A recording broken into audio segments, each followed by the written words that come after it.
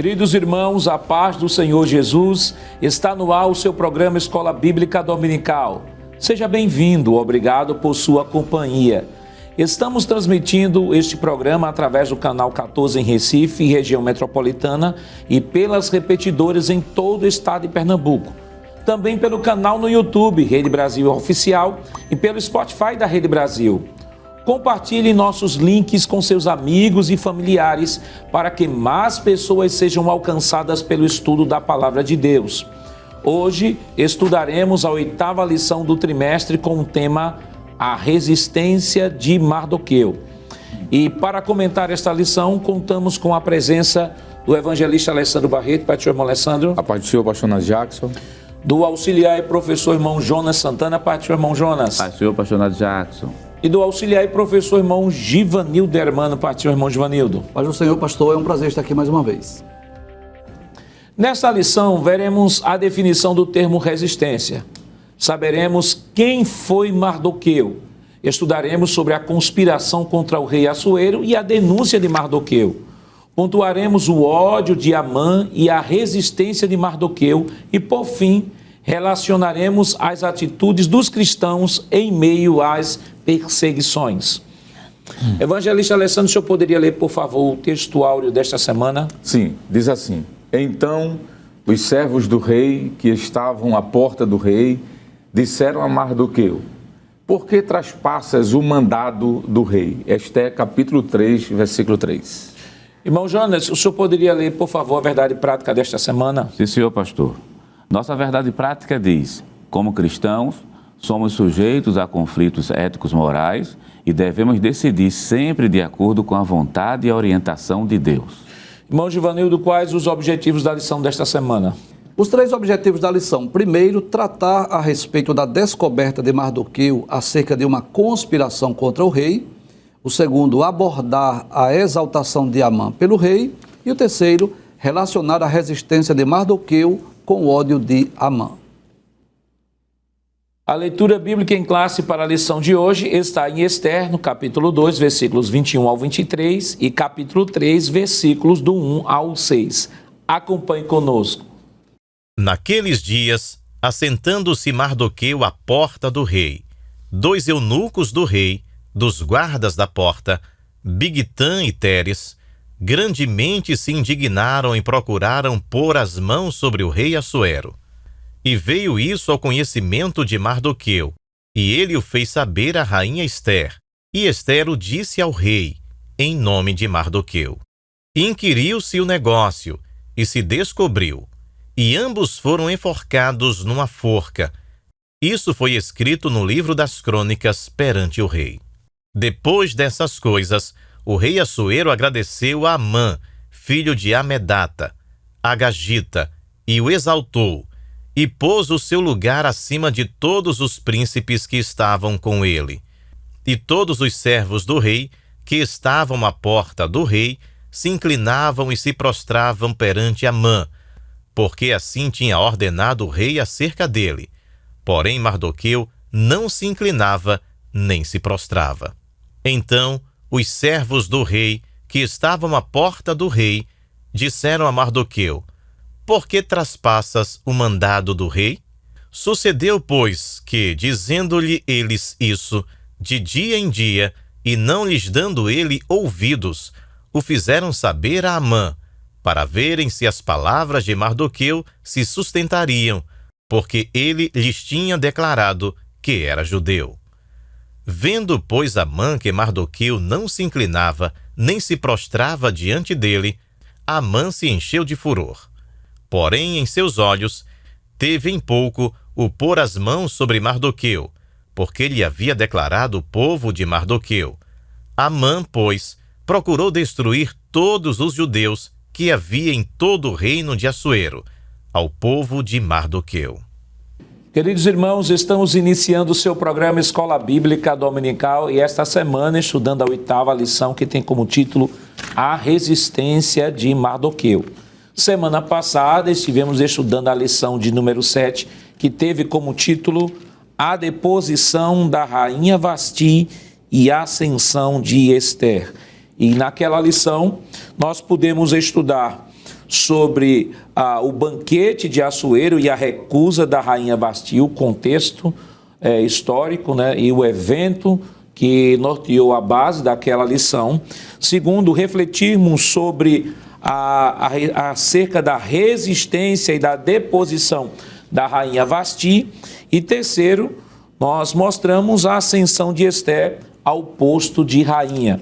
Hoje nós estamos estudando a lição de número 8, que tem como título A Resistência de Mardoqueu. E sempre lembrando ao professor de escola dominical, antecipe sempre o estudo da lição, não deixe para estudar a lição um dia anterior à aplicação, estude a lição continuamente durante toda a semana, separe um momento específico, 1 hora, meia hora, 1 hora, para que você tenha aquele momento reservado exclusivamente para o seu devocional e ali também estudar a lição da escola. Porque quando chegar num dia anterior à aplicação da lição, você só vai revisar aquilo que durante a semana você já tem estudado.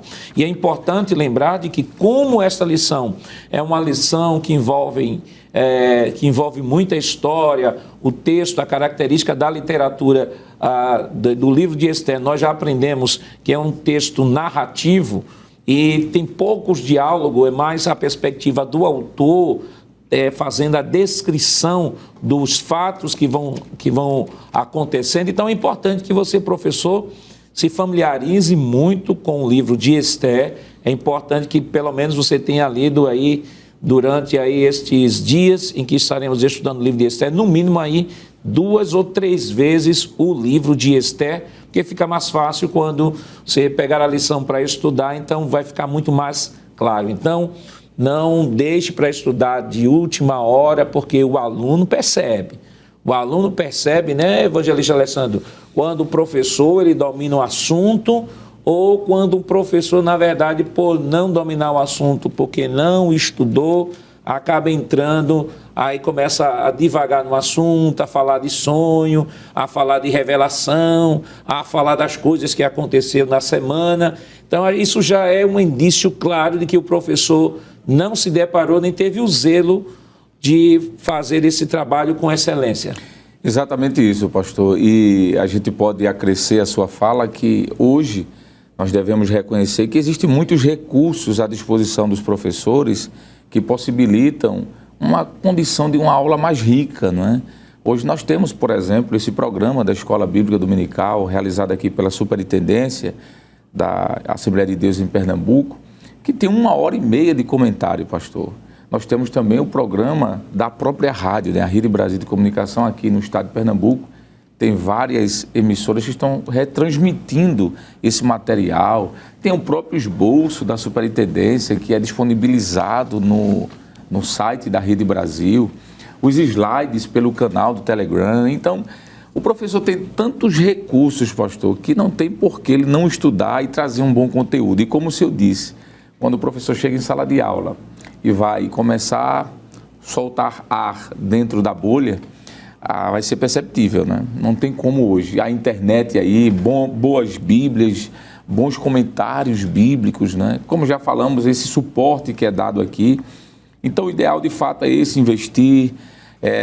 Tem sido feito agora um trabalho importantíssimo, né? Que foi iniciado aqui pela Rede Brasil, que é essa leitura diária. Perfeito. Que todos os dias é colocado à disposição dos irmãos, lembrando a leitura diária, onde o professor pode acompanhar essa leitura, ler o contexto, porque tem tudo a ver com a lição de alguma forma. Então, de fato, pastor, não faz sentido mais o professor hoje chegar em sala de aula e não trazer um bom conteúdo. Realmente fica muito feio e a gente sabe que isso não é uma realidade, graças a Deus, da grande maioria, pastor. Porque a maioria dos nossos professores, eu quero dizer, dos professores que estão nos acompanhando, são homens e mulheres dedicados à leitura, mas não custa nada relembrar esse pequeno detalhe, não é?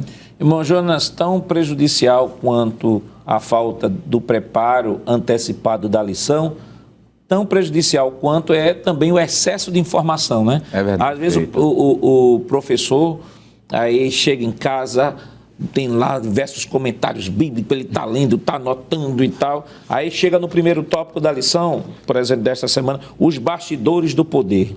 Aí ele pega aqui os bastidores do poder, aí sai o comentário fulano, daqui a pouco, meia hora da lição já foi embora.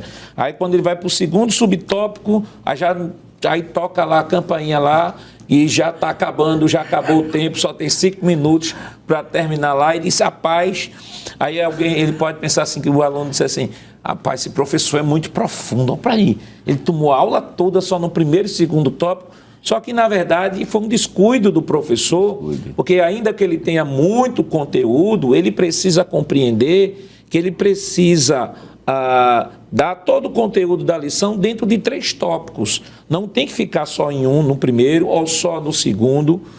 Tem que abordar o primeiro, o segundo, o terceiro. E só pode fazer essa abordagem de maneira excelente se ele fizer um planejamento. Porque se não fizer um planejamento e não tiver o hábito de planejar, sempre vai dar nesse mesmo problema. Não sai do primeiro tópico porque ele se sente muito profundo e, ao mesmo tempo, os alunos vão dizer assim, não, esse professor nunca termina a lição. Os outros professores terminam, por que ele não termina? Verdade, pastor. E para ajudar o professor na elaboração de um bom plano de aula, a própria revista da Escola Dominical, ela traz os objetivos da lição. E esses objetivos são distribuídos por tópico. Então, cada tópico tem um objetivo claro, específico. Então, se o aluno, ou melhor, se o professor, ele colocar aquela palavra-chave do tópico da lição, ele consegue discorrer sobre o tema perfeitamente. E outra coisa, a quantidade de informação hoje é muita, não resta a menor dúvida. Mas o professor tem que também ter o cuidado para que muitas informações extra-bíblicas não venham a apagar o texto bíblico, né? Apagar, entre aspas, assim, com força de expressão. Muitas vezes, sobre a questão de Esther, né, que está localizado entre o capítulo 6 e o capítulo 7 do livro de Esdras, por exemplo, ele tem um espaço de 60 anos. Quer dizer, 60 anos é tempo de ter muita história. Então, existem vários historiadores. O autor da lição cita Heródoto, por exemplo, que é bem posterior. Assim, se for para trazer informação extra-bíblica para consubstanciar, que se faça, mas de uma maneira equilibrada, adequada e que ressalte o texto bíblico, mas que nunca esteja acima do texto bíblico. Então, é o cuidado que o professor deve ter em lições de caráter como essa, tão históricas, né? E o perigo, irmão Givanildo, de trazer muita informação extra-bíblica, que não é antibíblica, informação histórica, comprovada, substanciada, tudo tranquilo. Mas o problema em trazer muitas informações extra-bíblicas é justamente sacrificar o momento da aplicação da lição. Porque aí o professor, às vezes, no zelo, a gente não estamos aqui condenando o zelo da pesquisa, não estamos condenando aqui a disposição, né? E até é louvável que um professor se disponha a buscar, a pesquisar e tem que fazer. Paulo diz assim, Paulo disse em Romanos 12, 7, se é ministrar, haja dedicação ao ensino, né? Se é ensinar, haja dedicação ao ensino. Então, isso é louvável. Agora, ele não pode, em nome disso, sacrificar o momento da aplicação, senão os alunos saem lá com muita informação histórica, muitos detalhes enriquecidos, vamos dizer assim, culturalmente enriquecidos, mas espiritualmente sem uma aplicação prática que não vai produzir edificação espiritual. Eu quero aproveitar, pastor, e fazer aqui um elogio ao comentarista da lição, né? O pastor Silas Queiroz. Nós percebemos, pastor, por exemplo, sobre essa importância da aplicação, quando nós estudamos aquelas 4 lições sobre o livro de Ruth, quantas lições importantes nós podemos extrair dali. Nós aprendemos, por exemplo, sobre o bom relacionamento entre nora e sogra, nós aprendemos sobre o bom relacionamento entre patrões e empregados, nós aprendemos sobre princípio de generosidade, ou seja, tantas lições que nós extraímos do livro de Ruth. No livro de Esther não é diferente. É claro que faz-se necessário nós estudarmos o contexto histórico, o contexto cultural, dentro de que momento da história do povo de Israel ocorreu a história de Esther, claro, mas sempre procurando extrair lições. O que é que isso representa para nós? Nessa lição, por exemplo, sobre a resistência de Mardoqueu, existem lições práticas que nós vamos tirar para nós. Nós também estamos sujeitos às perseguições, às oposições, ao ódio dos inimigos, né? E nós vamos extrair lições. e acerca ainda dessas informações históricas e a administração do tempo, permita-me, pastor, se nós dedicarmos, por exemplo, 15 minutos para cada tópico, 5 minutos para a introdução, 15 minutos para cada tópico, ainda vai ficar 10 minutos para fazer uma conclusão, para fazermos uma aplicação, e assim nós encerramos todo o conteúdo da lição dentro de 60 minutos. Então, veja, 60 minutos, nós temos 60 minutos. Vamos lá, 5 minutos para a introdução. Nós temos, o senhor falou aí de 15 minutos para cada tópico. Para cada 45 com 5... 50. 50. Ainda sobrou tem 10 minutos para fazer a conclusão e a aplicação. Como é que eu vou aplicar essa lição? Quais são as lições que eu vou levar para casa? Então, esse é o objetivo. Não é que o aluno apenas aprenda sobre essa lição, o contexto histórico e cultural, mas assim, ter lições práticas. O que é que eu vou aprender? O que é que o Espírito Santo quer nos ensinar através dessa lição? Agora, é preciso que o professor se autodiscipline, né? Exato, ele tem que administrar bem o tempo. E como é que eu posso conseguir isso, pastor? Faça em casa, pegue a lição, bota lá o controle lá e comece a treinar isso. Mas, pastor, a lição não vai ficar mecânica, não? E o Espírito Santo? Não, o Espírito Santo vai dar. Quando você administrar o seu tempo, veja, vai sobrar 10 minutos para tudo isso. Isso. 10 minutos para tudo isso. E ainda considerando que você, treinando 15 minutos para cada tópico, isso, você tem aí, com o tempo, você vai diminuir esse tempo. Com o tempo vai diminuir esse tempo. Então, a ação do Espírito não vai em nenhum momento atrapalhar a sua programação, porque o Espírito Santo é ordem, né? Exato. Bíblia... E o Espírito Santo é o mais interessado em ajudar, capacitar o professor para que ele possa dar uma boa aula, né? Então, como o senhor bem falou, dar uma boa aula, fazer uma boa exposição, não significa dizer passar 30 minutos em um tópico apenas. Então, houve uma exploração de um tópico, sim, e os demais. E o contexto da lição em si. Então, quando nós planejamos, né, a palavra-chave significa planejamento e administração. Eu tenho aqui 3 tópicos, cada tópico 3 subtópicos, então quanto tempo eu posso gastar aqui para que no final da aula eu possa ter explicado toda a lição, todo o conteúdo, eu ter feito uma boa conclusão, uma boa aplicação e o aluno poder ir para casa ciente. Olha, eu aprendi isso hoje na escola dominical e Deus falou comigo. Isso aqui eu preciso colocar em prática. Eu extraí essas lições aqui baseado da aula de hoje. E, por exemplo, 15 minutos para cada tópico, se tem 3 subtópicos, então são 5 minutos para cada subtópico. É muito tempo, né? Exato. É muito tempo, então dá para o professor se organizar e preparar uma boa lição, né? Porque isso vai redundar sempre para a glória de Deus e edificação dos alunos. E os alunos vão querer estar todos os domingos lá, porque sabem que o professor corre de canto a canto a lição. E, acima de tudo, está a nossa fidelidade à proposta da lição. A proposta da lição, a nossa meta, a meta do professor é dar esta lição, esse conteúdo que está diluído em 3 tópicos e cada tópico em 3 subtópicos. Então, qual é a missão do professor? Dar todo esse conteúdo em sala de aula. Então, é preciso que haja também muita disciplina do professor. É importante que o professor não divague em nenhum momento do assunto. Às vezes pode surgir alguma outra dúvida do aluno com relação a assuntos que não tem nada a ver com a lição daquele dia, mas é importante aí que o professor diz, olha, irmão, sobre este assunto depois a gente conversa um pouco, nós temos que nos focar, temos que ser objetivos e trabalhar aqui o conteúdo da lição. Vamos lá para a primeira tela, nossa primeira tela, o mapa mental, irmão Alessandro. O que é que o senhor pode comentar sobre o mapa mental? Pois não, pastor. Como sempre, né, lembrando que esse mapa é um tipo de resumo da lição, de forma objetiva. O tema central ou a palavra central desse estudo dessa lição é a liderança. Nós vamos ver a liderança não só de Esther, mas a liderança do Assuero tomando uma posição em relação ao que chegou para ele e a própria liderança de Mardoqueu, não é?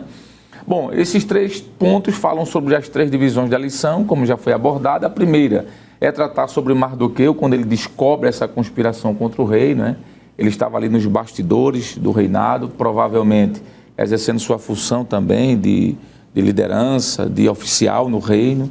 E ele descobre o que está acontecendo, leva essa informação a Esther e, a partir disso, o rei, descobrindo isso, faz uma investigação e o registro dos fatos é que aqueles que nós vamos estudar sobre eles, seus opositores vão ser punidos. Em segundo lugar, é abordar Amã, ou Ramã, como é utilizado também o termo, sendo exaltado diante do rei, ele vai ter uma posição de destaque. Veremos que Ramã é alguém importante, alguém de bastante riqueza, e ele vai trazer, sim, uma importância no reino de Assuero, mas aproveitando-se dessa sua importância, ele vai trazer uma conspiração contra os judeus, né? Veremos de que esta conspiração provavelmente tem elos históricos, né? Desde Samuel, do período de Samuel. Bom, então veremos que esse personagem vai surgir na história, veremos que há um herói aparentemente esquecido, que no caso é Mardoqueu, ele descobriu tudo, mas não há nenhuma premiação ou reconhecimento para ele, e por fim, aí vai ter evitando as frustrações. A lição vai trazer a ideia de que, apesar de Mardoqueu ter feito algo bom, ele não foi recompensado por isso, mas nem em momento algum a Bíblia vai mostrar ele revoltado porque não foi recompensado pelo rei. E finalizando, pastor, a lição vai falar sobre relacionar a resistência de Mardoqueu e o ódio de Ramã. Enquanto Ramã tem um ódio muito grande e planeja aquela arquiteta, né, o plano para matar os judeus, Ramã faz isso. Em contrapartida, Mardoqueu permanece ali servindo ao rei, né, estando à porta. Vai se comentar sobre isso. Essa porta aqui é prestando o serviço ao rei, e ele não se entristece, não abandona o seu posto, mas ele confia que Deus vai fazer o milagre, como acontece de fato. A próxima tela. E aí, irmão Jonas? A palavra-chave dessa lição, pastor, lição número 8, é a palavra resistência. E a palavra resistência, ela vai ser encontrada principalmente lá no terceiro tópico dessa lição. Logo acima, os irmãos podem observar os objetivos. Tratar, ou seja, tratar sobre Mardoqueu, como Mardoqueu descobriu o plano contra o rei. Abordar, no caso, Amã, no período que ele é exaltado pelo rei, e por último fazer um relacionamento à resistência de Mardoqueu e ódio de Amã. O terceiro tópico, por exemplo, enfoca muito a questão da resistência, porque vai explicar do porquê Mardoqueu resistiu a Amã, que se constitui uma desobediência, vamos dizer, imperial, mas existe um motivo para que isso aconteça, como a lição vai ser explicado. Por isso que a palavra-chave é resistência. Próxima tela. E aí nós temos Mardoqueu descobre uma conspiração contra o rei. Mas aí, irmão Givanildo, é importante que antes de qualquer coisa conheçamos quem é Mardoqueu. E aí vamos para a próxima tela, por favor. E aí o senhor dá uma lida e nos explica quem era Mardoqueu. Mardoqueu é um dos principais personagens do livro de Esther, não é? A Bíblia nos deixa bem claro que ele era judeu da tribo de Benjamim. Isso está lá no livro de Esther, capítulo de número 2, versículo de número 5. Diz assim: havia então um homem judeu na fortaleza de Suzã, cujo nome era Mardoqueu. Detalhes, ele também é conhecido como Mordecai. Ele era filho de Jair, filho de Simei, filho de Quis, homem benjamita. Então, ele estava ali no palácio real. Aí o texto diz que fora transportado de Jerusalém com os cativos, que foram levados com Jeconias, rei de Judá, ao qual transportaram Nabucodonosor, rei de Babilônia. O versículo 7 tem uma informação importantíssima. Diz: este criara Radassa, que é Esther, filha do seu tio, ou seja, Radassa ou Esther, na verdade, era sua prima, porque não tinha pai nem mãe, ou seja, ela era órfã de pai e mãe, e Mardoqueu a criou. E era moça bela e de aparência e formosa à vista. E morrendo seu pai e sua mãe, Mardoqueu a tomara por sua filha. Então, com certeza, esse homem é um dos principais personagens do livro de Esther, porque ele criou a sua prima como sendo a sua própria filha. Aí o texto diz, né, ele era pai adotivo de Esther, também é chamado de Mordecai em algumas versões bíblicas. Vivia na fortaleza de Suzã durante o exílio do povo judeu, no reinado de Assuero, que também é conhecido como Xerxes, onde criou aquela linda jovem como se fosse sua própria filha. Ele não sabia, não é? É muito possível que ele não sabia, mas aquele ato bondoso, generoso de cuidar, de educar a sua prima, cuidar, criá-la como sendo a sua própria filha, isso resultaria em benefícios, em privilégios, não só para Esther, que tornou-se rainha, mas para o próprio Mardoqueu, que Deus lhe deu também posições honradas e privilegiadas naquele reinado, mas, de uma forma mais ampla, esse benefício também para todos os judeus. Então, a participação de Mardoqueu ou Mordecai no livro de Ester é importantíssima, tornando-se um dos principais personagens do livro. E uma informação interessante é que ele diz ali que ele vivia na fortaleza, né? Na fortaleza de Susã, em Ester 1 e 2, diz assim: naqueles dias, quando o Assuero reinava na cidadela de Susã, e aí nós já aprendemos que Susã era uma das 4 capitais consideradas pelo Império, aquele grande Império Persa. Pelo Império Persa. Aqui o autor cita cidadela de Susã, não é a cidade, está falando de cidadela. Quando nós vamos procurar o significado do termo cidadela no dicionário de língua portuguesa, diz que era uma fortaleza situada em um lugar estratégico que domina e protege a cidade. Então, veja, está falando que Assuero reinava a partir dessa cidadela em Susã, quando estava em Susã, porque a história mostra que, a depender da estação do tempo, ele se deslocava pelo império. De acordo com os tempos, né? Com os tempos, ele se deslocava tanto que o império ele tinha pelo menos 3 ou 4 capitais. 3 ou 4 capitais. E quando fala de fortaleza, alguns autores chegam a dizer o seguinte, que Mardoqueu no portão do rei, que a gente vai estar estudando agora, que estava no portão do rei, a ideia de estar no portão do rei parece que Mardoqueu era um pedinte, né? Era um pedinte, era feita aquela porta formosa, que o aleijado estava lá pedindo, não. Está na porta do rei, alguns autores sugerem que ele era algum tipo de oficial na corte persa. Isso ajudaria a explicar porque ele vivia na cidadela de Susã e não na cidade de Susã, como ele conseguiu estar ao alcance da voz dos conspiradores que tramaram o assassinato. Então, isso mostra de que ele era um oficial, estava ali à porta.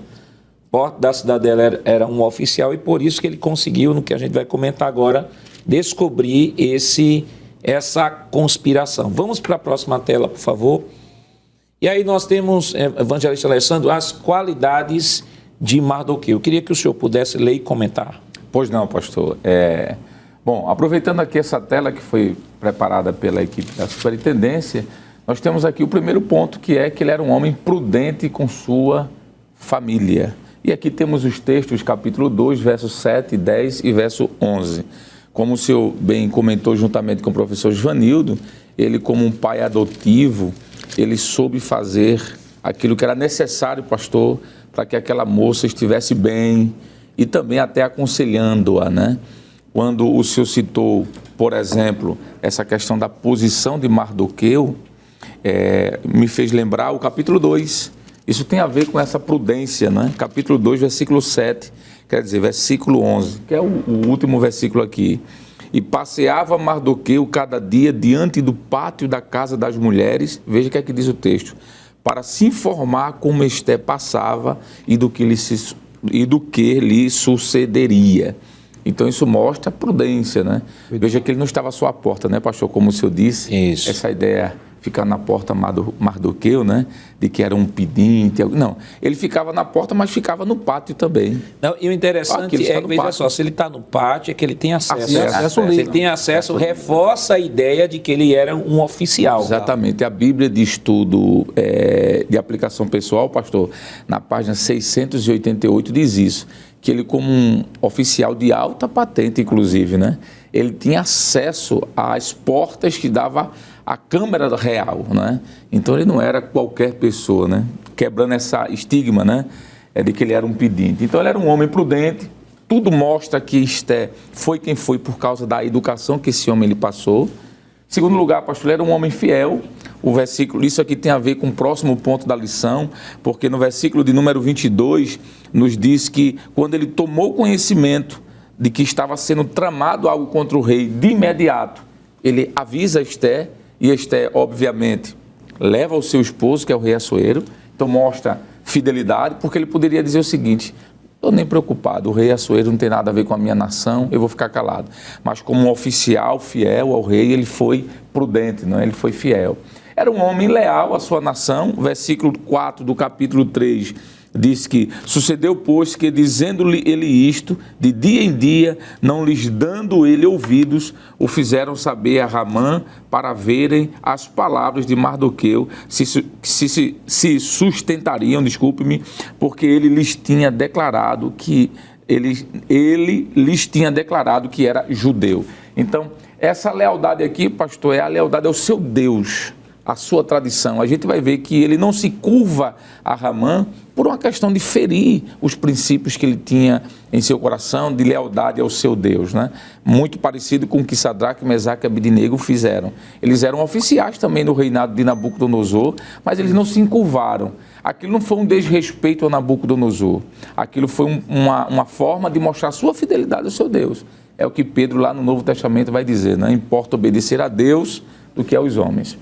E concluindo, o pastor, ele era um homem que acreditava na providência divina, nós vamos ver isso. Ele chega para Esté e diz, foi por este tempo que Deus te colocou aí. Ele tinha essa convicção. E concluindo, o homem que foi honrado por sua fidelidade.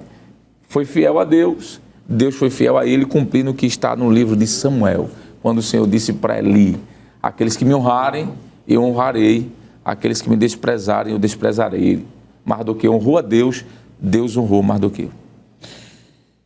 No próximo bloco nós estaremos comentando sobre a conspiração e o que de fato aconteceu, o desdobramento dessa denúncia de Mardoqueu, mas isso nós estaremos comentando depois do nosso rápido intervalo. Voltamos já.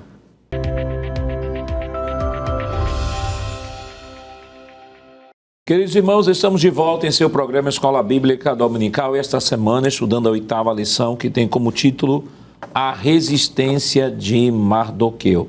E no bloco anterior nós trouxemos uma palavra introdutória e iniciamos, melhor dizendo, o comentário do primeiro tópico de nossa lição. Lembrando ao professor que este primeiro tópico está todo baseado no capítulo 2, versículos 21 ao 23 da leitura bíblica em classe. Então, lembrando, o primeiro tópico, capítulo 2, o segundo e terceiro tópicos estão baseados no capítulo 3 de Esté. Então, estamos ainda no capítulo 2, estávamos comentando, irmão Jonas, sobre os bastidores do poder, quando nós comentamos aqui Mardoqueu, quem era Mardoqueu, as qualidades de Mardoqueu. Falamos que ele era, conforme diz diversos comentaristas bíblicos, era um oficial persa. E vamos agora para o contexto.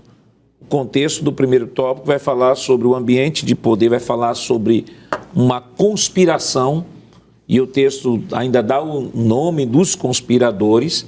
E o que eu acho interessante aqui, irmão Jonas, é que a denúncia de Mardoqueu não foi prontamente acatada no sentido de não se estabelecer vamos assim dizer, um processo, um inquérito administrativo interno. Né? Não foi apenas ele dizer assim, olha, estão conspirando contra ti, estão conspirando, pega os dois ali, leva para a forca. O texto da lição, eu acho interessante aqui, ainda da leitura bíblica, Esté 2:23, diz assim, aqui na corrigida, que é, e inquiriu-se o negócio e se descobriu. Na Almeida atualizada, nova Almeida atualizada, diz assim, investigou-se o caso e era fato. E o que a gente percebe aqui é que há uma denúncia, se acata a denúncia, se investiga, e aí, como aqui, diz aqui na NAA, se descobriu de fato que aquilo estava ocorrendo. E é uma coisa interessante também observar, porque lá com Assuero, quando a esposa, que já foi tratada em outra lição, quando ela desrespeita ele, não atendendo a ordem, né? Ele simplesmente ele procura o conselho e diz assim, o que é que está na lei para fazer alguma coisa contra ela. Então ele verifica as leis anteriormente. Então parece que é uma coisa muito comum entre os persas justamente isso, buscar na lei o que é que está para ser realmente realizado para não cometer uma injustiça. E aqui vai ficando mais evidente porque são 2 eunucos do rei, em outras palavras, são pessoas que estão muito próximas ao rei. Então não é um servo qualquer, não é uma pessoa distante do reino. E a figura de Mardoqueu aqui, por sinal até citado o nome deles, né, que é Bigtan e Teres, grandemente se indignaram. O texto bíblico não diz o motivo da indignação, só diz simplesmente que eles fizeram uma trama para matar o rei. Estavam com todas as oportunidades, porque são próximos ao rei, são eunucos do rei, indignados, estão mais próximos, poderia justamente matá-lo. E a história mostra, né? Digo, não a história bíblica, outras histórias paralelas mostram como isso acontecia.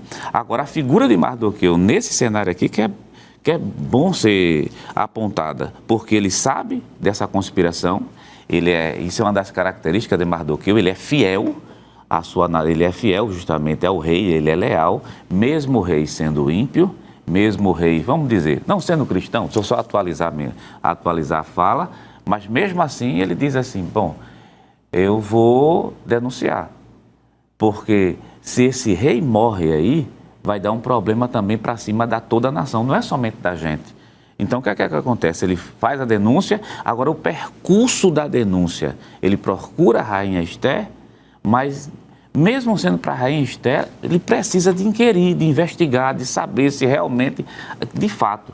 Por isso que o texto que o senhor leu, o versículo 23, diz, inquiriu-se o negócio e se descobriu e ambos foram enforcados. Quer dizer, a justiça imperial foi feita, mas antes disso teve todo um rito a ser cumprido. Uma denúncia foi feita, uma cariação foi feita, os culpados foram descobertos e, por fim, se aplicou a pena. Qual é a aplicação que a gente traz disso aqui? É a questão da prudência. Eu não posso, por exemplo, no primeiro momento que escutar uma mensagem, simplesmente executar, porque eu posso cometer, de fato, um juízo. Então, a gente tira daqui um princípio, né?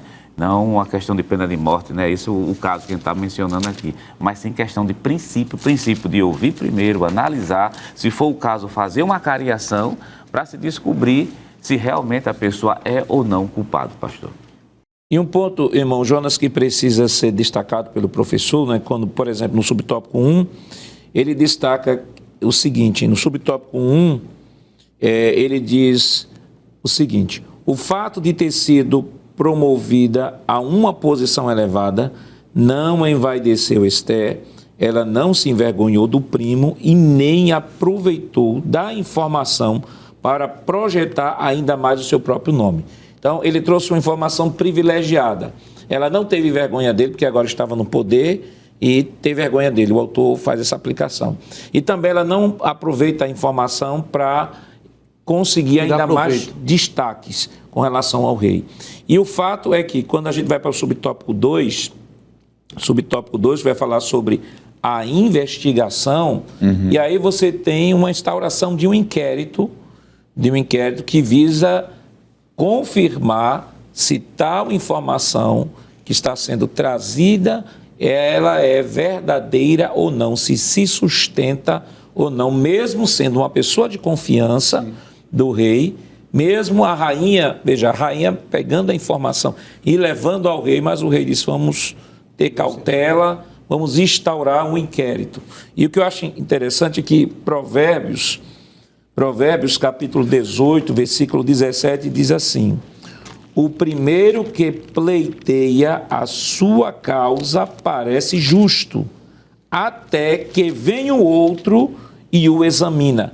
Ou, em outras palavras, um lado está certo até que se escute o outro lado. Então, nesse tópico aqui, nós temos diversos textos bíblicos,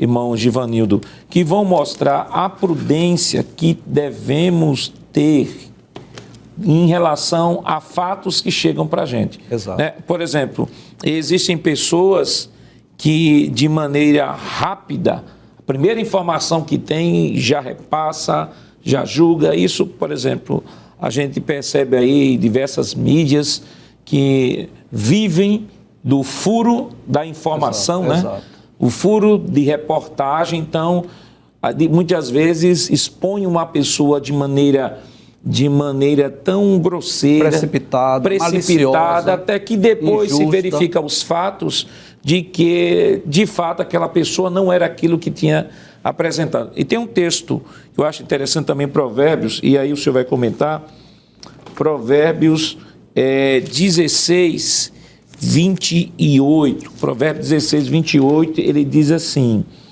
o perverso semeia discórdias e o difamador separa os amigos. Há um outro texto também de Provérbios que eu acho muito interessante, Provérbios 10, 18, sobre este tema, sobre que aí entra sobre difamação, aí fala sobre calúnia, né? Exato. Capítulo 10, versículo, diz assim, versículo 18 diz: o que encobre o ódio tem lábios mentirosos e o que difama é tolo. Então, é preciso que se tenha muito cuidado, ter sempre a prudência de ouvir. Veja que o texto que nós citamos de Provérbios, aqui no capítulo 18, versículo 17, diz: o primeiro que pleiteia a sua causa parece justo. Veja, parece justo. Ele foi o primeiro que trouxe a informação. Parece justo. Aí depois diz: até que venha o outro e o examine. Então, nunca devemos repassar uma informação sem antes checarmos, primeiro, a fonte. Isso. Quem é que está falando? Quais são as provas que estão apresentando? E outra coisa, e discutir o assunto dentro do fórum adequado, Então, uma coisa que Salomão trabalha muito é essa questão, principalmente aqui no livro de Provérbios, essa questão da difamação e da calúnia. Exato. Inclusive, pastor, é muito interessante nós observarmos esse texto, né? Esse cuidado, esse critério que houve na averiguação dos fatos, né? Em investigar para que ninguém fosse punido de forma injusta, né? E inquiriu-se o negócio, diz Esther capítulo 2, versículo 23, e se descobriu, ou seja, depois que o caso foi averiguado, analisado, então realmente descobriu que esses dois homens eles eram culpados, né? Bigtan e Teres. Isso nos faz lembrar de dois textos bíblicos. O primeiro é sobre José do Egito, que ele foi difamado, foi caluniado, e embora que a mulher de Potifar tivesse a sua túnica na mão, como que uma prova, mas tudo leva a crer que ele não foi ouvido. Simplesmente foi condenado, foi colocado lá no cárcere, sem que fosse ouvido. Era, claro, a mulher de um homem importante, mas não lhe deu o direito de se defender. Outro fato interessante, pastor, se o senhor permitir, está em Atos capítulo 17, versículos 36 e 37. Paulo e Silas, que também foram presos, condenados, açoitados injustamente. Atos capítulo 16, versículos 36 e 37 diz: o carcereiro anunciou a Paulo estas palavras dizendo: os magistrados mandaram que vos soltasse, agora pois saí e ide em paz. Mas Paulo replicou: açoitaram-nos publicamente e, sem sermos condenados, sendo homens romanos, nos lançaram na prisão. Ou seja, nós fomos presos e açoitados sem que fôssemos condenados. E agora encobertamente nos lançam fora? Não será assim, mas venham eles mesmos e tirem-nos para fora. Então é muito importante essa averiguação, embora que o reino persa não seja necessariamente com princípios bíblicos, judaicos, cristãos, claro, mas houve aqui essa prudência. Mas que coisa interessante. Se o senhor permitir, depois o próximo subponto tem um registro dos fatos, né? Ou seja, aqueles homens foram condenados, foram enforcados, houve, assim, um registro dos fatos lá no livro das crônicas, que não são os dois livros das crônicas canônicos, né? Mas o livro das crônicas, o que leva a crer que os principais fatos que ocorriam na Pérsia, eles eram registrados para que no momento oportuno aquela história, aquele fato pudesse ser lido, né? Aquela denúncia que aparentemente não houve assim uma recompensa, mas estava registrado aguardando o momento oportuno. Então, mesmo que não houve de imediato uma recompensa para Mardoqueu, mas houve um tempo em que Deus deu insônia ao rei e aquele fato fosse lido, fosse trazido à memória para que Mardoqueu fosse honrado. Isso é fato, é que o rei sabia que a difamação, ela corre numa velocidade astrofísica. Exato. Principalmente em nossos dias. Isso é uma verdade que já estava prevista pelo próprio Salomão.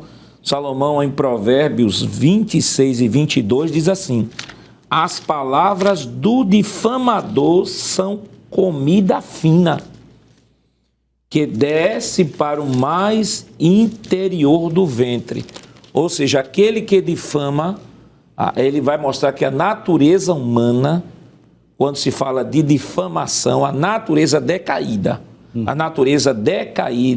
humana busca se alimentar disso, gosta disso. Aí gosta da fofoca, gosta do boato. E se o boato e a fofoca vir com difamação, entenda, eu estou falando da natureza decaída. Sim. Que Salomão está falando aqui da natureza decaída. Se o boato e a fofoca vierem com difamação, aí é isso que Salomão vai dizer. As palavras do difamador são comida fina. Sempre traz aquela ideia de é bem atraente, tem aquele, entre aspas, senso de justiça, aquele senso de justiça é revestido como um senso de justiça, mas no interior, na verdade, tem a preocupação exclusiva da difamação. Difamar. Isso. Aí, para isso, o apóstolo Paulo escreveu na segunda carta a Timóteo, no capítulo 2, versículo 16. Paulo vai mostrar qual deve ser a postura do crente diante das informações, diante das difamações ou dos relatos de pessoas que comumente não só correm na mídia, mas às vezes até lá na igreja, lá no trabalho e tal. Veja o que é que Paulo diz. 2 Timóteo capítulo 2, versículo 16, ele diz: evite igualmente os falatórios inúteis e profanos, pois os que se entregam a isso avançarão cada vez mais na impiedade. Ou seja, quem se dispõe e vive difamando, denegrindo, tentando destruir a reputação do outro, Paulo diz, isso não é atitude cristã. Porque quem faz isso, Paulo está dizendo, ele vai avançando cada vez mais na impiedade. Mas tem um outro texto, antes que o irmão Alessandro, o senhor comente rapidamente, é Tiago, capítulo 4, versículo 11, diz o seguinte: irmãos, não falem mal uns dos outros.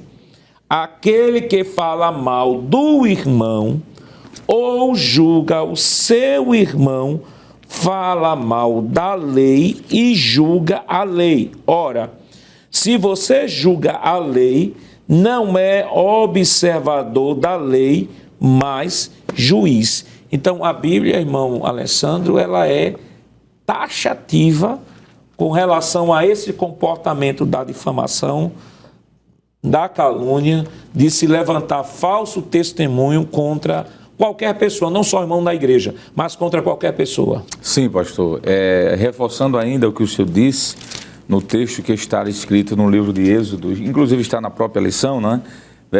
Capítulo 23 e o versículo 7 diz assim: de palavras de falsidade te afastarás e não matarás o inocente e o justo, porque não justificarei o ímpio. Então o texto é muito claro, né? Enquanto o professor Givanildo estava falando aqui de José, por exemplo, que foi condenado injustamente por uma calúnia, a gente pode citar outros exemplos bíblicos, como por exemplo Daniel. Daniel na Babilônia também foi injustiçado, né?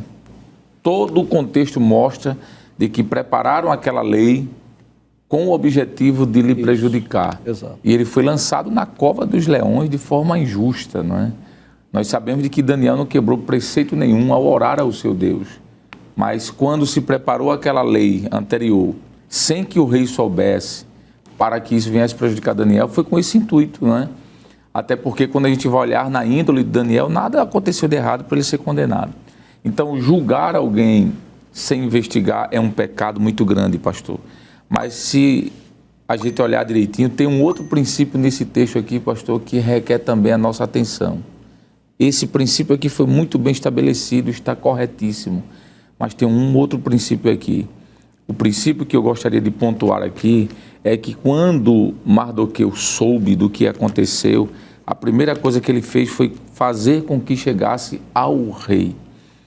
Da mesma forma, eu diria pastor, é um problema seríssimo, é quando nós temos uma informação que pode ser útil para livrar alguém de um dano e a gente não comunica. Porque se Mardoqueu não comunicasse o fato, como foi dito aqui, ele comunicou, o fato foi averiguado e era verdadeiro. Se ele não comunica, isso também ia trazer um problema muito grande. Imagine ele ter essa informação, guardar essa informação e o rei ser assassinado. Isso a gente pode comparar, por exemplo, a alguém que está ao lado de um líder. E esse líder, sem que saiba, está sendo vitimado por alguém que ele confia. Aí um terceiro sabe do assunto e não comunica, não diz nada. Se algum problema acontece com aquele líder, esse que sabia e não avisou, ele é responsabilizado também. Então são duas coisas aqui importantíssimas. Primeiro, isso que foi pontuado de forma muito clara, bíblica, não tem como fugir dessa realidade que o senhor falou, mas a segunda coisa é essa. Se eu sei que alguém está planejando mal contra o meu líder e eu fico em silêncio, eu cometo um mal do mesmo nível, pastor. É o pecado da omissão, né? Exatamente, porque existe o pecado da calúnia, que foi colocado aqui, mas o pecado da omissão. É alguém saber o mal e não se posicionar, ficar neutro. Isso é um problema seríssimo. E aqui Mardoqueu nos ensina de que como cristãos e como servos de Deus, nós devemos nos posicionar e fazer com que esse mal seja bloqueado, ele seja sanado. E isso foi o que ele fez. E Esther, do mesmo forma, recebe aquela informação e leva ao seu esposo. E isso deixa-nos um exemplo de que Deus nos coloca como atalaia. Se eu sei que tem um precipício na frente do meu irmão, eu estou falando líder aqui, líder, mas isso se aplica, pastor, a todos. A um irmão, por exemplo, se eu sei que tem um mal à frente dele e eu não o aviso e essa pessoa cai naquele precipício, com toda certeza, na justiça de Deus, pastor, aquela vida será cobrada de mim, porque eu sabia como atalaia e não avisei. É o princípio do atalaia. Se vem um mal e ele sabe e não avisa e a cidade é destruída, o Senhor disse, eu requererei o sangue de ti.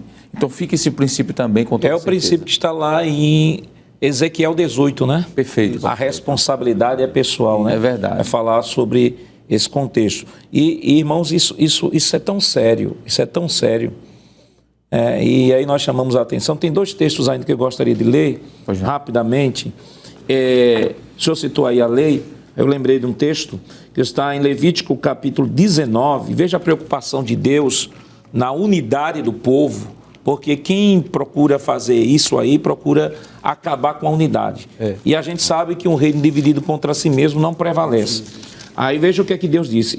Levítico 19, versículo 16, ele diz assim, não ande como mexeriqueiro no meio do seu povo, nem atente contra a vida do seu próximo, eu sou o Senhor. E tem um outro texto que não poderia deixar de ser citado, que é o texto de Provérbios 6, é um texto bem clássico, 6, versículos 16 ao 19, que diz assim, 6 coisas o Senhor Deus odeia, e uma sétima a sua alma detesta, olhos cheios de orgulho, língua mentirosa, mãos que derramam sangue inocente, coração que faz planos perversos, pés que se apressam para fazer o mal, testemunha falsa que profere mentiras e o que semeia discórdia entre os irmãos. Então, aqui nesse primeiro tópico, a gente percebe, irmão Jonas, o ensino sobre a honra, o ensino sobre a fidelidade, o ensino sobre lealdade e também a profilaxia contra a calúnia e a difamação. Isso. E outra coisa, não andar com pessoas que têm esse tipo de comportamento. Porque quando se anda com mexeriqueiro, ou você influencia ele ou ele lhe influencia. Então, esse tipo de pessoa a gente tem que evitar em nome da unidade, primeiro, em nome da saúde espiritual e segundo, em nome da unidade da igreja. Porque fica feito uma doença, pastor, que vai se alastrando no meio do povo, porque a natureza caída, como o senhor disse, ela gosta do fuxico, ela gosta da fofoca, ela gosta de depreciar o outro. Aí já entra, na verdade, aí, assim, o egoísmo, a vaidade, vai aflorando todo tipo de pecado. E hoje a fofoca virou profissão, né? Virou Tem profissional. pessoas que ganham, que são sites que são monetizados, baseados justamente na desconstrução da imagem do outro. E se o senhor permite, pastor, o capítulo 2, versículo 21, e estabelecendo um paralelo com o capítulo 3, veja que coisa.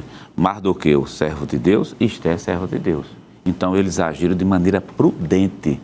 Mas na hora que Amã leva a informação para Assuero não investiga.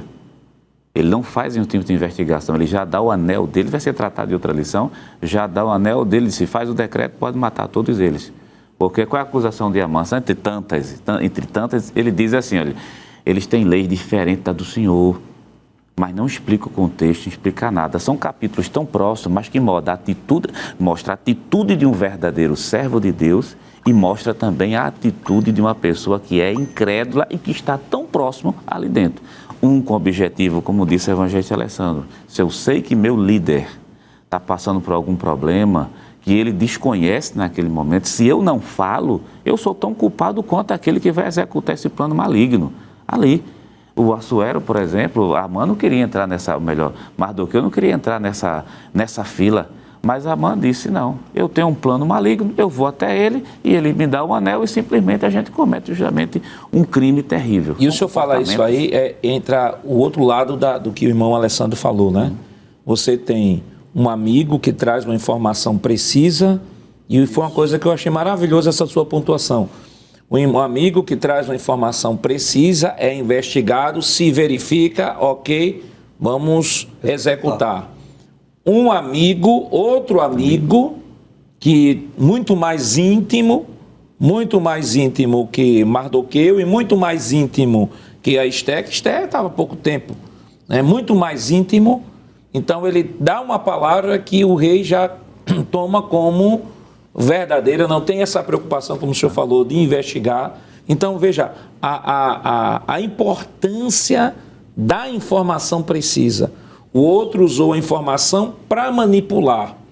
Esse usou a informação para salvar, que foi o que o irmão Alessandro abordou. Mas o outro usou a informação, deformou a informação para manipular os seus próprios desejos. Então, o perigo é muito grande, né, irmão Jonas? Muito grande, pastor, porque a gente tem uma pessoa que não é tão próxima querendo salvar o outro. Não é tão próxima no sentido de Amã, mas era primeiro-ministro. Mardoqueu estava à porta, não como mendigo, como foi mencionado aqui, mas era um dos oficiais do rei. E o outro tão próximo, primeiro-ministro, cheio de privilégios, aparentemente, pelo menos é que o texto mostra, rico, mas simplesmente o que ele disse o rei não precisa averiguar, não. Então toma aqui meu anel e faz isso. Quantos crimes não têm sido cometidos dessa maneira e quantas pessoas têm falecido, né? E o pior é quando isso acontece no meio de crentes, né? Que fica mais complicado ainda. Queridos irmãos, no próximo bloco nós estaremos comentando Amã é exaltado pelo rei. Mas não saia daí, nós voltamos depois do nosso rápido intervalo.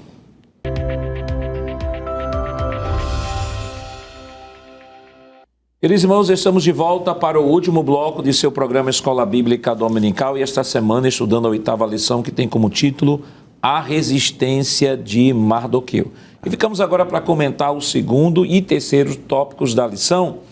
E vamos agora para o segundo tópico. Amã é exaltado pelo rei. Um novo personagem, um herói aparentemente esquecido e evitando frustrações. Um novo personagem. Vamos para a próxima tela, por favor. Quem é Amã? Vamos ver quem é Amã. Irmão Alessandro? Pois não, pastor. Sobre Ramã, disse que ele era o primeiro-ministro da Pérsia, é a primeira figura política na Bíblia a idealizar um plano sinistro para, em sua defesa de influência e de autoridade. exterminar os judeus.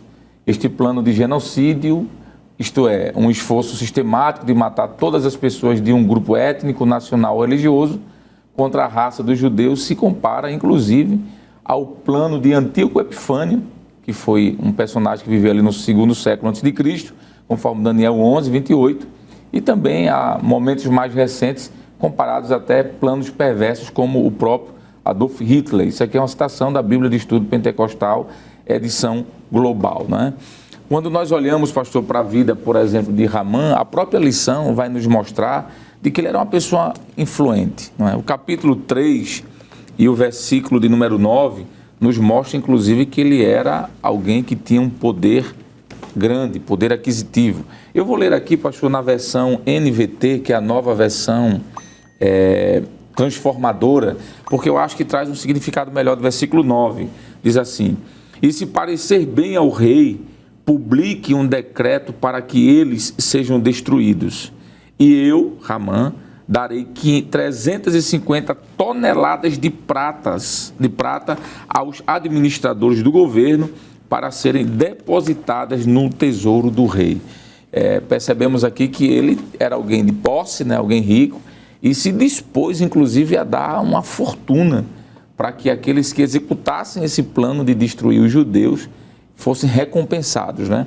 A lição chega a dizer, fazendo uma citação aqui de Flávio Joséfo, que afirma que Ramã era um amalequita, que historicamente falando, os amalequitas são inimigos de Israel, não é? Isso está registrado no livro de Êxodo, capítulo 17, versículo 8, e também no livro de Números 24 e 7, não é?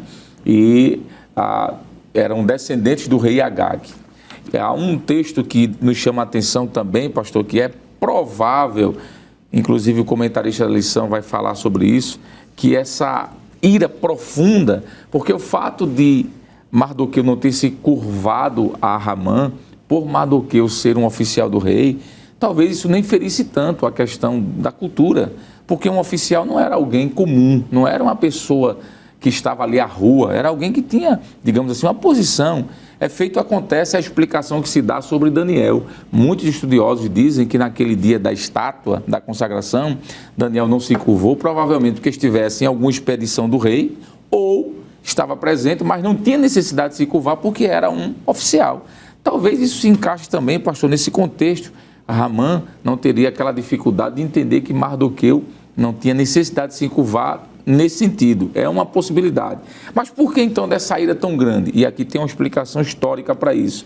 No livro de primeiro livro de Samuel, capítulo 15, versos 32 e 33, a gente vai ver que o Samuel, o profeta Samuel, ele ordena e ele mesmo executa, inclusive, a morte, né, do rei dos amalequitas por conta das mulheres que ele havia mandado matar. Então, talvez isso seja um ranço, pastor, como a gente diz aqui no Nordeste, né? Lá atrás, né? Não foi só porque Mardoqueu se inclinou, foi algo histórico, foi algo lá atrás, uma ferida, e ele aproveita esse momento, provavelmente, usando sua riqueza para mandar exterminar de forma injusta, não só Mardoqueu, mas todo o povo dos judeus. Eu queria chamar a atenção ainda para o primeiro subtópico da lição, o tópico 2, subtópico 1, que o autor coloca aqui, já no finalzinho, ele diz assim: o termo Agagita costuma ser associado a Agag, né, que o rei amalequita, mencionado em 1 Samuel 15, 2, 8, 33. Aí ele diz assim: versões bíblicas como a NVI e a NTLH apresentam Amã diretamente como descendente de Agag. Isso. Talvez na escola dominical tenha algum novo convertido que não sabe o que é isso, versão NVI, versão NTLH, né? Versão NVI, a nova versão internacional, NVI é a abreviação de nova versão internacional, e NTLH é nova tradução na linguagem de hoje. Então são essas duas versões que ele está citando. Pela forma como o texto foi redigido, fica mais claro. Por isso que ele cita aqui, porque a nossa lição, para você que não está, é novo convertido ainda, não está familiarizado, a lição da escola dominical ela é elaborada em cima do texto da revista corrigida, que é o texto que comumente utilizamos em nossa escola dominical, e quando vem uma citação que fica mais clara em outra versão, o autor se sente na obrigação de citar esta versão, que é o caso que acontece aqui nesse primeiro subtópico. No subtópico 2, vamos para a tela principal. Subtópico 2 fala sobre um herói aparente.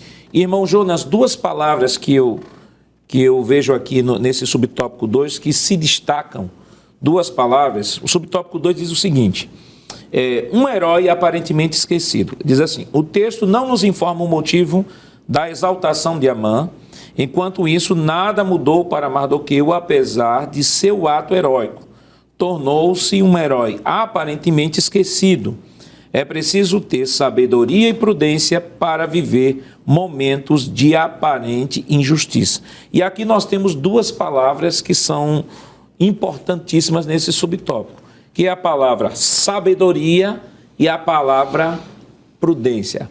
Logicamente, pelo ato heróico, e como foi falado no subtópico anterior, no tópico anterior, que o que Mardoqueu fez foi registrado no livro das crônicas, qualquer pessoa entenderia que por conta disso ele vai ser exaltado, quando na verdade quem vai ser exaltado é o perverso Amã. E aqui o autor destaca, eu acho que essas duas palavras são essenciais aqui nesse segundo tópico, que é a palavra sabedoria e prudência.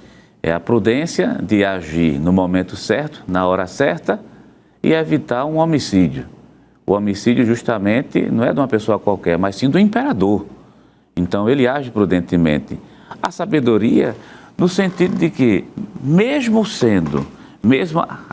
fazendo um ato bom, um ato que merecia uma recompensa, mas ele não deixa, pastor, de ser uma pessoa, não deixa a frustração tomar conta dele. Isso. Ele está no exercício da sua atividade. Mesmo aquilo estando sendo registrado nos livros, mas aparentemente aquela recompensa não vem. E olhando o texto assim direto, o texto bíblico, ainda bem que a recompensa não veio naquele momento, né? A recompensa veio lá na frente, uma lição que vai ser tratada justamente sobre isso, quando o rei perde o sono à noite. Depois que ele perde o sono, ele vai ver o que está no livro das crônicas, a recompensa dele vem bem posteriormente. Aí a gente também tem uma lição que muitas vezes os atos de justiça que a gente faz aqui, que não requer necessariamente uma recompensa imediata, mas pode vir para a gente, para os filhos da gente ou para a próxima geração. Isso, perfeito. Perfeito. E, irmão Givanildo, o subtópico 3, esse segundo subtópico, essas duas palavras importantes, o professor destaque. E o subtópico 3, ele é uma outra palavra que eu acho aqui importante. Ele diz o seguinte: subtópico 3, evitando frustrações. Quando nutrimos altas expectativas, nos tornamos sujeitos a muitas frustrações. Ele continua: Mardoqueu era servo do rei, mas não tinha acesso direto ao palácio. Para alertar Assuero da conspiração, precisou de que Ester levasse a informação. Ester 2:22. Mardoqueu não pertencia ao primeiro escalão real e permaneceu exercendo a mesma função de antes, não se abalando emocionalmente. A Bíblia nos ensina a nos contentar com aquilo que temos e não viver ambicionando coisas altas. E a outra palavra aqui nesse subtópico é a palavra contentamento. Exato. Aí eu lembro o conselho de Paulo a Timóteo, Paulo dizendo assim: olha, nada trouxemos para este mundo, de sorte que nada levaremos. Tendo com que comer e nos vestir, estejamos contentes. Outro texto, né, que nós temos aí, Hebreus, capítulo 13, e aí o senhor comenta, é importante que o professor, no ensino das Escrituras, mesmo que tenha o texto decorado em mente, não fique citando o texto decorado. É importante que os alunos participem da leitura bíblica. Hebreus, capítulo 13, versículo 5, diz assim: que a vida de vocês seja isenta de avareza, contentem-se com as coisas que vocês têm, porque Deus disse: de maneira alguma deixarei você, nunca jamais o abandonarei. Ou seja, é a doutrina da provisão. Exato. É um Deus que estará sempre cuidando dos seus nos mínimos detalhes. Exato. É muito interessante, né, alguns textos como eles se encaixam, porque no capítulo de número 2, versículos 22 e 23, percebe-se que Mardoqueu denuncia aquela conspiração. Aí começa o capítulo 3 dizendo assim: depois dessas coisas, o rei Assuero engrandeceu Amã. Quer dizer, na lógica humana, quem deveria ser engrandecido era exatamente Mardoqueu. Mas o que é que acontece? Não há aqui, por parte de Mardoqueu, aquele sentimento de revolta, de frustração. Ele não se rebela, não se revolta, não reclama. Por quê? Porque ele está servindo a Deus. Então, embora que humanamente ele não tenha sido honrado, não tenha sido recompensado naquele momento, mas sempre vale a pena sermos fiéis, sermos leais, né? E assim, esse princípio de contentamento é muito importante, né? Não significa ser acomodado. Ser acomodado é uma coisa, mas estar contente com o que tem é algo bem diferente. Então, no capítulo de número, nós vamos perceber um outro texto, pastor, que é mencionado na lição, que é Romanos capítulo 12, versículo 16, onde Paulo diz: sede unânimes entre vós, não ambicioneis coisas altas, mas acomodai-vos às humildes, não sejais sábios em vós mesmos. Foi isso que aconteceu com Mardoqueu. Ele continuou servindo a Deus, servindo ao rei fielmente, né? Não há aqui um sentimento de revolta, de frustração, mas ele estava contente com o que tinha. E no tempo devido, Deus faz com que aquela história seja lida pelo rei e ele tenha a devida recompensa. Então, essa é uma das principais lições que nós podemos extrair da vida de Mardoqueu. Ele estava contente, ele estava satisfeito com o que já havia recebido da parte de Deus. E o maior prazer é apenas servir. Servir. Né? E o resto ser fiel a Deus e ao rei.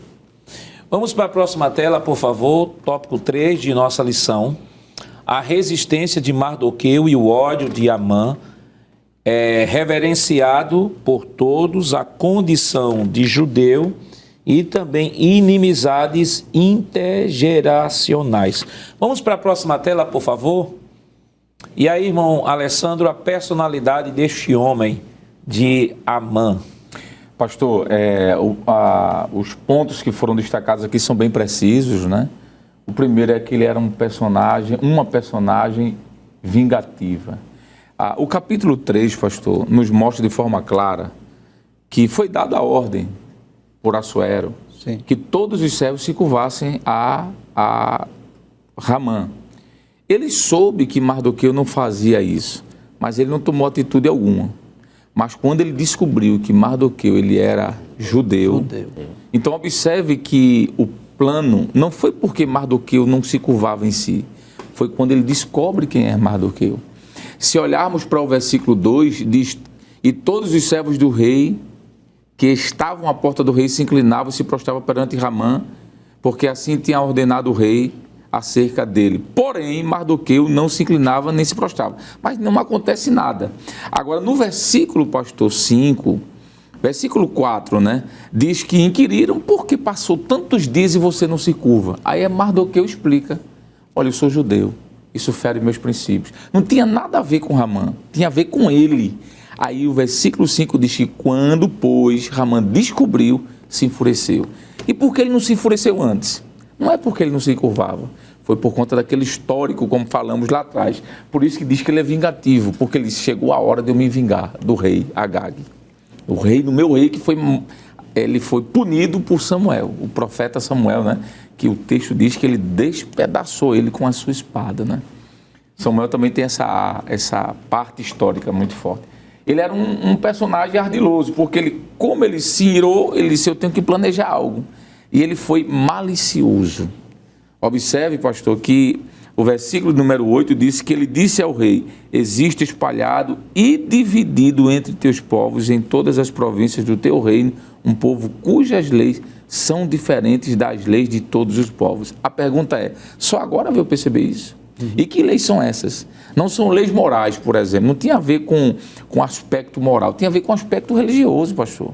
Aquele povo adorava um único Deus. Assim como esse povo viveu 70 anos na Babilônia sem problema algum. Exato. Então a questão aqui, essa coisa ardilosa, foi tramar algo que ludibriasse o rei, digamos assim, não é? E o rei, infelizmente, não pensou duas vezes, né?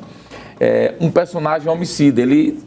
Se ele estava chateado, vamos assim dizer, com Mardoqueu, por que não fazer somente algo contra Mardoqueu? Isso. Mas observe que ele era, o seu interior, ele era maligno. Ele planeja algo contra o povo, se bem parecer ao rei, versículo 9. Escreva-se que os matem, não é? E eu porei nas mãos dos que fizerem a obra de 10.000 talentos. Ele vai pegar o seu dinheiro, 350 toneladas, pastor, muito dinheiro, e dizer, olha, faça o seguinte, rei, mande executar que eu vou pagar com o meu bolso. Então observe que era alguém homicida, era algo maligno, né? Isso aqui é o protótipo dos adversários do povo de Deus. Eles investem para que essa obra seja concluída. E por fim, um personagem vaidoso, porque se olharmos para esse versículo do capítulo 6, versículo 6, pastor, que eu vou terminar agora, diz assim, e entrando Ramã, o rei lhe disse, que se fará o homem de cuja honra o rei se agrada? Então Ramã disse no seu coração, olha aqui a vaidade, né? Disse no seu coração, de quem se agradará o rei para lhe fazer honra mais do que a mim? Então ele se achava a última opção do reino, né? Não tinha ninguém fora dele. Primeiro ele, depois ele, depois dele ele. Pura vaidade, né? E o texto, acredito que o proverbista Salomão diz que diante da soberba vem a ruína, vem a queda. Isso. Vem a queda. E foi o que aconteceu, pastor. Vamos para a tela principal. E na tela principal, irmão Jonas, a condição de judeu. O autor ele diz assim, o subtópico 2, o texto bíblico sugere que havia mesmo um motivo religioso para a conduta de Mardoqueu, depois que os servos do rei lhe questionarem algumas vezes porque não cumpria a ordem de Assuero. Sua única resposta foi que ele era judeu. E aí o irmão o evangelista Alessandro já comentou, né? Além dessa questão religiosa, a questão muito mais, uma questão relacionada à história Sim. é o ódio do povo judeu, e o que eu acho interessante é que esse livro está sendo estudado, e nós estamos justamente num cenário profético, né, irmãos? Isso, irmão Givanildo, senhor, instantes finais, estamos nos instantes finais, mas essa lição está uma lição dentro de um contexto profético atual de perseguição aos judeus no mundo. E ao crescimento do antissemitismo. Isso, do crescimento. Nós percebemos isso, pastor, e eu sempre costumo dizer nos instantes finais que esse ódio contra o povo judeu é algo maligno, é algo diabólico, não é coisa só recente dos nossos dias. Verdade. Nós percebemos, por exemplo, no dia 7 de outubro de 2023, quando Israel foi atacado pelo grupo Hamas, pelo grupo terrorista, e as nações, elas estão contra Israel, enquanto que Israel está se defendendo, porque o primeiro-ministro deixou bem claro isso, que se ele não se defender, eles vão voltar novamente e vão voltar mais forte. Mas o que é que nós percebemos na sociedade, no mundo? O número de nações e inclusive movimentos aqui mesmo no Brasil que estão se opondo a Israel e sendo a favor desses grupos terroristas. Então esse ódio ele se explica porque por trás do ódio existe um desejo de exterminar esse povo, não é assim? Então, como o senhor bem explicou, o evangelista Alessandro Barreto, ora, se Mardoqueu não se curvou, então era até de se esperar uma revolta contra Mardoqueu, ele. Não é, uma punição contra Mardoqueu, até para servir de exemplo para os demais, mas ele quis exterminar todos os judeus e, detalhe, financiando. Ou seja, ele abriu mão das suas riquezas, investiu, para poder destruir. Então não resta dúvida que esse ódio ele é diabólico. Verdade. Próxima tela, por favor. Irmão Jonas, rapidamente que o nosso tempo já estourou, então a atitude dos cristãos em meio às perseguições. Bem rápido, né, pastor? Nós temos, não devemos estranhar as perseguições, isso já está preconizado em Mateus capítulo 10, versículo número 23, é bem claro. Não devemos nos alegrar, deixa eu refazer a frase, devemos nos alegrar nas perseguições. Primeiro livro de Pedro, capítulo 4, versículo 14, o texto bíblico diz, alegrai-vos, sim, quer dizer, que ninguém padeça como homicida, mas sim como servo de Deus. Devemos orar por aqueles que nos perseguem, a recomendação bíblica, Mateus capítulo 5, versículo número 44. Dentre tantas, essas são as que mais se destacam. Como é que nós devemos reagir perante as perseguições que sempre houve no passado e continua e até a volta de Cristo vai ser mais intensa ainda, que são perseguições que podem ser tanto de cunho físico, como também de cunho midiático, pastor. Falando sobre o antissemitismo, que vai ter lição falando sobre isso, aqui no Brasil o antissemitismo tem crescido assustadoramente acima de 100%. Isso assusta. Isso é a próxima lição, né? A lição 9. Evangelista Alessandro, nosso tempo já foi embora. Que conselho o senhor dá ao professor que vai abordar essa lição? Pastor, eu acredito que a temática, desde a primeira lição, deve ser acentuada.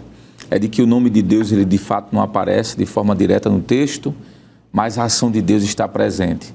A gente vê Deus agindo nessa lição, no contexto dessa lição, do começo ao fim.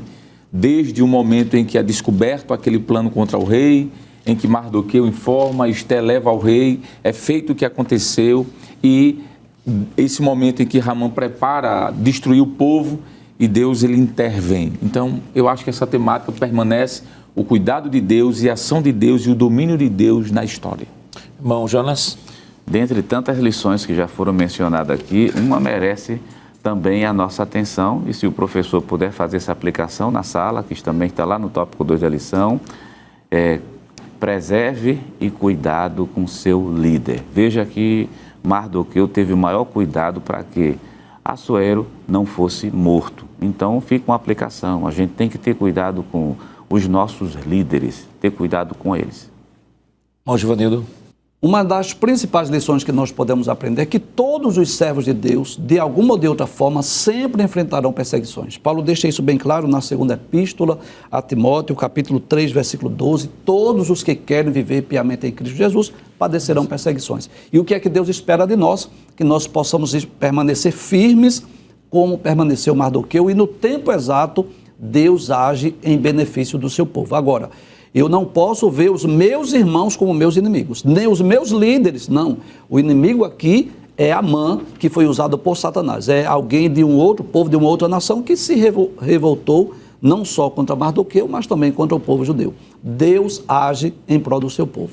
Aí a importância de entender como se extrair os princípios e ensinamentos de textos narrativos. Nós temos um contexto onde um homem quer destruir uma nação, uma etnia. Aí nós temos um contexto de política de Estado. Diferentemente dos nossos irmãos em Cristo, primeiro que eles não são os nossos inimigos, podem haver na igreja, de repente, até situações de desacordo, de desavença, que é comum. Paulo já falava isso em 1 Coríntios, mas todos pertencem ao mesmo corpo. Não existe o seu irmão, o meu irmão, nunca será o meu inimigo. E mesmo aqueles que se constituem inimigos da igreja, a orientação aqui foi que nós devemos orar por aquele que nos perseguem e amar os nossos inimigos. Que Deus continue lhe abençoando em nome de Jesus.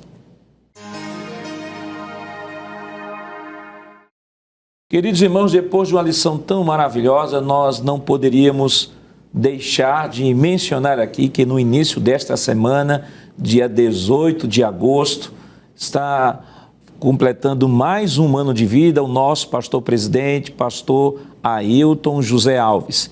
E queremos, pastor, em nome da superintendência das escolas e de todas as direções de escolas bíblicas dominicais, tanto corpo docente e discente, queremos lhe parabenizar neste momento por esse dia especial. E em nome de todas as escolas bíblicas, queremos deixar alguns versículos para a sua meditação, que está aqui no livro de Números, no capítulo 6, versículo 24, que diz: o Senhor te abençoe e te guarde.